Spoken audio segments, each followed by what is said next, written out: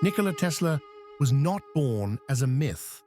The myth was created later, when the results remained and the process was forgotten. Tesla himself writes, "My life was a series of extremely unusual events, but the unusual in his life does not begin with lightning, inventions, or laboratories, but in the social and family system that shaped the way his mind functions." This episode is not about Tesla as a genius, but about the conditions that made it possible for such a mind to be formed in the first place. In the mid-19th century, Smiljan was part of the military frontier, a special administrative and military zone of the Austro-Hungarian Empire. This meant that the population did not live according to civil rules, but according to military ones. Men were conscripts, movement was limited, the hierarchy was clear, and discipline was every day. In such a system, error was not an abstract concept, but a real consequence. Tesla later wrote that the people in his environment had to be resourceful and mentally tough, because superficiality, it was simply not possible. This explains why Tesla never thought fragmentarily, but in wholes. In Smiljan, knowledge was not tied to books, because books were rare. Knowledge was transmitted orally through stories, epic poems, family memories, and practical instructions. Tesla explicitly states in My Inventions that people knew vast amounts of information by heart, and that memory was developed as a skill, not a gift. He describes how even as a child, he mentally repeated stories, reconstructed events, and practiced memory without any record. This is crucial because Tesla's later mental laboratory was not an exception, but an extension of a culture in which memory was a basic technology.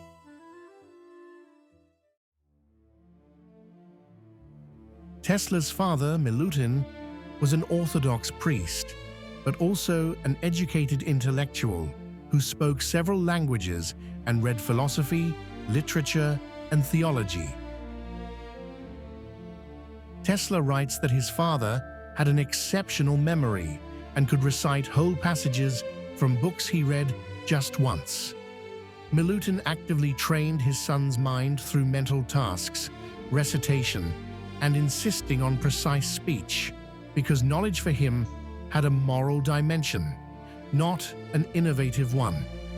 This is important because Tesla later rejects the moral authority of institutions, but retains the discipline of mind that he learned from his father. Milutin had a clear plan for his son. Nikola was supposed to become a priest, which meant stability, respect, and continuity in that society.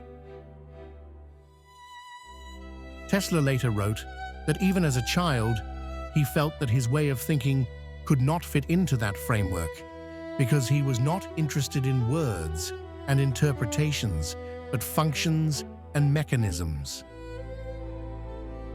This was not an open rebellion, but an internal disagreement that would later become a constant theme of his life: the conflict between structure and freedom.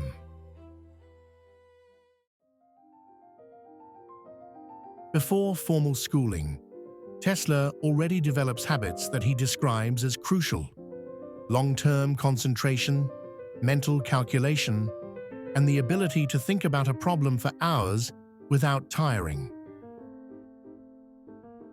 He explicitly states that the school did not create his way of thinking, but found him. This information is crucial because it explains why Tesla later has a conflict with the academic system that insists on procedures and not on the thought process. If the father represented structure and authority, the mother DJuka represented practical intelligence. Tesla writes that his mother did not know how to read or write, but that she possessed an exceptional capacity for memory and mechanical intuition. He states that she constantly constructed tools, repaired devices, and improved existing solutions without any formal knowledge. She did not explain principles, but showed function. Tesla directly connects her way of thinking with her own ability to see a solution before it exists, which becomes the foundation of his later of work without a prototype. In Tesla's family, the hierarchy was clear: father as law, mother as stability, children as responsibility. Expectations were high, emotional expressions controlled, and mistakes noticed.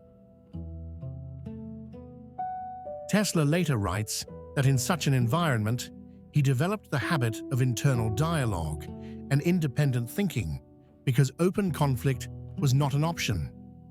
This explains his later ability to work completely alone, without the need for confirmation from the environment.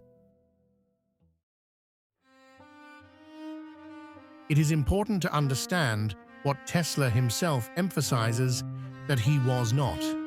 He explicitly rejects the idea that he was a child prodigy.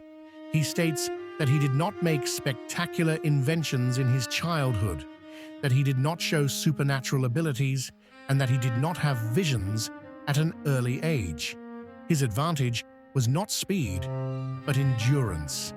He writes that he could stay focused on one problem for an extremely long time, which he considers the key difference between himself and others.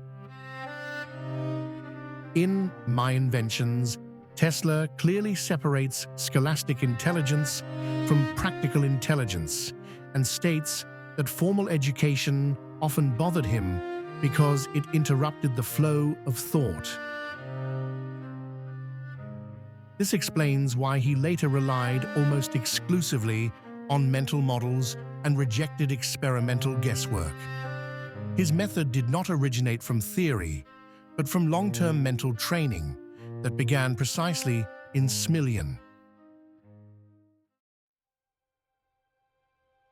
All that is seen here are not inventions, but the infrastructure of the mind: disciplined memory, long-term concentration, practical thinking, and the ability to work in isolation. Tesla does not become a genius because he is special, but because he is systematically prepared. Genius, in his case, is not an explosion, but accumulation. But this structure has not yet been tested. Soon, the family dynamics will change with an event that will permanently affect Tesla's inner world and strengthen the traits that have just formed here. About that in the next episode: the death of a brother and the trauma of a genius.